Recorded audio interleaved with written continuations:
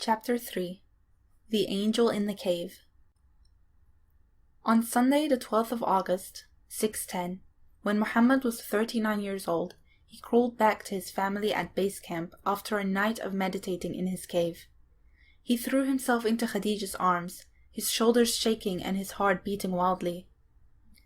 "Khadija," he said, "I think I've gone mad. I see light and I hear sounds. I think I'm turning into a fortune teller." Since Muhammad had been alone all night, there were no witnesses to whatever happened. However, this is how he described his nightmare to Khadija. "I dreamed that the angel Seraphil appeared carrying a silk cloth embroidered with writing. He commanded me, 'Recite!'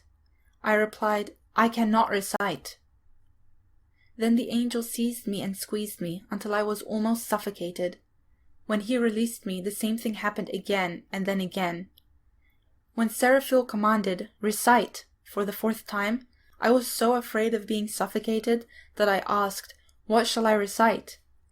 The angel said, 'Recite in the name of your Lord who created man from a clinging substance. Recite, and your Lord is the most generous, who taught by the pen, taught man that which he knew not.' I repeated it, and Seraphil disappeared. I awoke to find the words still impressed on my heart. 'Be glad and stand firm,' responded Khadija. 'I have hope that you are the prophet of this community.' She put on her cloak and went to the city to consult her cousin Waraka, an elderly blind Christian who knew all about prophets. His words were less reassuring than she had hoped. 'My dear, I just don't know. I'm afraid that it may not have been an angel. There are certain demons who imitate angels. Even a healthy-minded person can become confused or go mad.' After returning to Mecca, Muhammad kept seeing visions of Seraphil. He was very disturbed when the angel appeared in his living room, although Khadija could not see anything.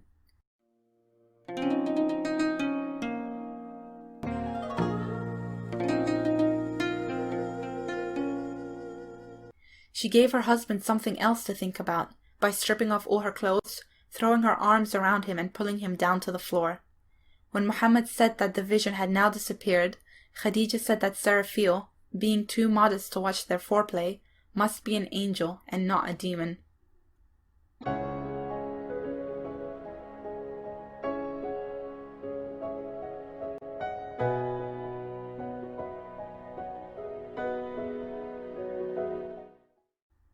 Muhammad and Khadija later said that they went back to Waraka's house to describe the visions in detail. He responded, "Holy, holy, if this is true, then the same angel whom Allah has sent to Moses has visited Muhammad. He is a prophet." However, there were no witnesses to this conversation.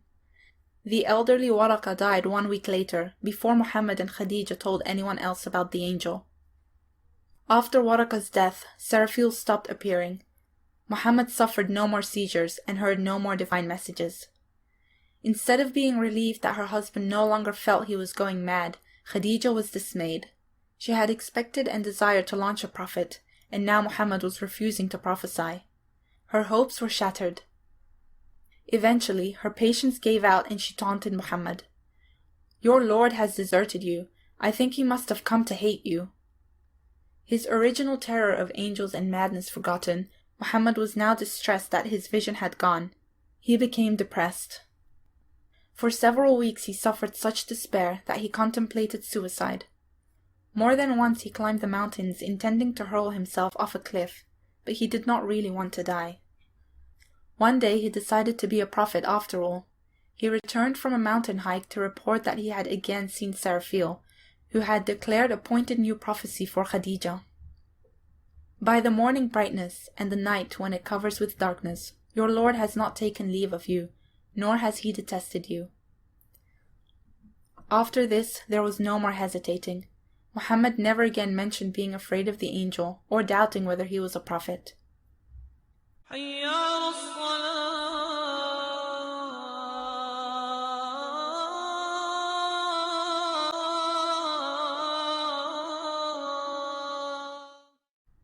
Soon he reported that Seraphil had reappeared and had taught him the correct way to pray. First, there must be a ritual washing. Then he stood, arms raised, facing the Kaaba, and bowed down, dropping to his toes, knees, hands, nose, and forehead, and recited Seraphil's prayer. Then he lifted his head and hands arose until he was sitting up high enough to bow down a second time. Then he stood. That was one unit of prayer. He prayed a second unit, 4 bowings in all. The full body bows symbolized complete submission to Allah. So the new faith was born. Its fundamental concept was Islam, which means submission. Khadija was pleased with the ritual, and so Muhammad's mind was finally at rest. Perhaps he decided that making it up was what all prophets did, because Allah was somehow guiding their imagination. Even when his seizures returned, they no longer bothered him.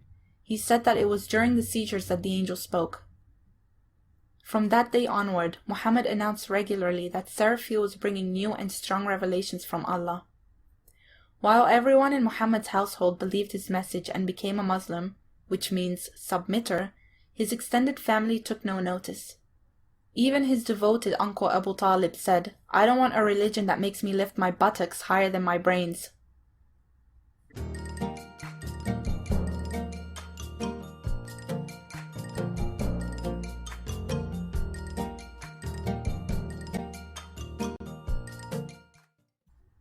The big breakthrough came when a man outside the family took Muhammad seriously. His neighbor, Abu Bakr, was a successful cloth merchant. Bow-backed and thin-faced, with his beard dyed a startling blood red, he was easy-tempered, sociable, and very popular. Because he had memorized a vast store of information on many topics, people liked to sit and talk with him. Muhammad told his friend, "I am Allah's messenger and prophet. I call on you, Abu Bakr, to worship Allah alone and to devote yourself to obeying Him." Abu Bakr was fascinated. He rejected his idols on the spot and went home a Muslim. Muhammad's new best friend attached himself so firmly to the cause that there could be no turning back. He became the head evangelist, telling everyone in his discussion circle about his faith and inviting all his friends to Islam.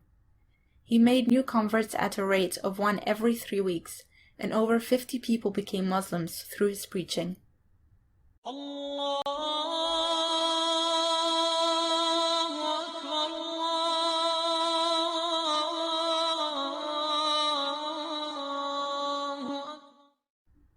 Early Islam was simple. A convert could learn the beliefs in 10 minutes. 1. Allah is the only God. The other gods do not exist. 2. After you die, you will go to Judgment Day, and Allah will decide whether to send you to hell or heaven. 3. Non-Muslims will go to hell, which is a pit of fire. 4. A Muslim who avoids serious sin will go to heaven, which is a beautiful garden. 5. Sins committed before you are a Muslim or punished on earth are forgiven. If you commit a serious sin after your conversion and escape the punishment, it will be up to Allah whether He forgives you or not. 6. Allah has sent Muhammad as His prophet to explain all this.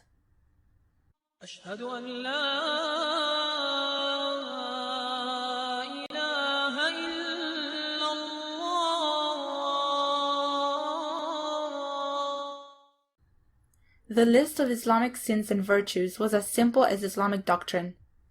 Anyone who had little common sense and self-control could keep the rules and be sure of going to heaven. 1. Do not worship idols. 2.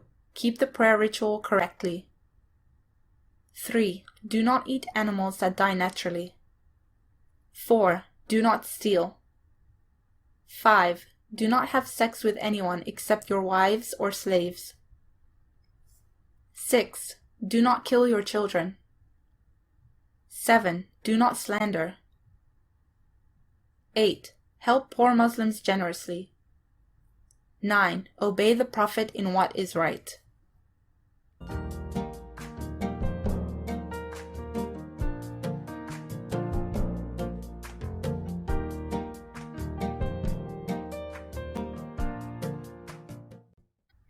When Abu Bakr introduced a convert to the Prophet, Muhammad gave a Quran, which is Arabic for reciting, of his prophecies to confirm that Allah was the only God. The new Muslim then declared, "I testify that there is no God but Allah, and Muhammad is Allah's messenger." Then they all performed the prayer ritual.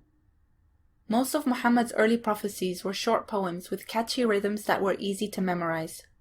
His words about Allah and heaven sounded convincing, because he could name the Jewish and Christian prophets and claimed to be the latest in line. In fact, he knew next to nothing about Judaism or Christianity, but nor did anyone else in Mecca, so nobody noticed his mistakes. Since the Meccans could not read, a live prophet in their own city was much more accessible than something written in an old book.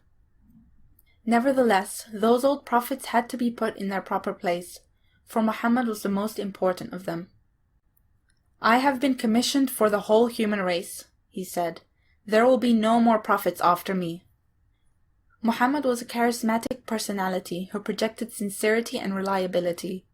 His followers felt honored by his attention and cherished every souvenir of him, even a hair that fell from his head. He taught that loyalty to Allah's own community was a higher priority than traditional loyalties to tribe and family. Like the extra contract, Islam allowed people from unhappy families to rebel against the family without feeling guilty about it. Of the early converts, over 20 were related to Muhammad, his dependents, or his cousins. Among these were the thuggish Zubayr and the refined Uthman. A similar number were the merchants in Abu Bakr's discussion circle, with or without their families. At least 40 were poor people, slaves, ex-slaves, immigrants, or laborers. The new community gave them a group of more powerful friends who might protect them against abuse or poverty.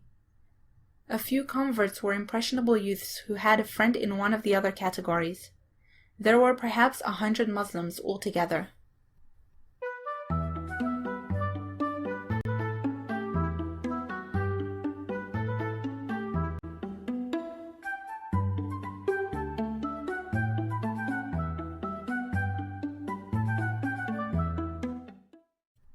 At first, Muhammad preached quietly, and the Muslims met together in private. As more people converted, Islam became a general topic of conversation all over Mecca, but nobody really minded. The elders only observed, "That young man claims to hear a voice from heaven." This went on for about 3 years. Then in the year 613, Muhammad announced that Allah would not send Seraphil to him again. He had replaced him with a different angel named Gabriel. Gabriel, opening a new stage of the mission, had commanded Muhammad to preach in public to urge everyone to worship Allah alone. Muhammad wanted to dethrone the 360 gods from the Kaaba and promote Allah as the only God who could be worshipped there. To achieve this, he had to convert the whole city. Of course, if he ever did gain control of the Kaaba, he would also be the high chief of all Mecca. And so Islam became a political movement.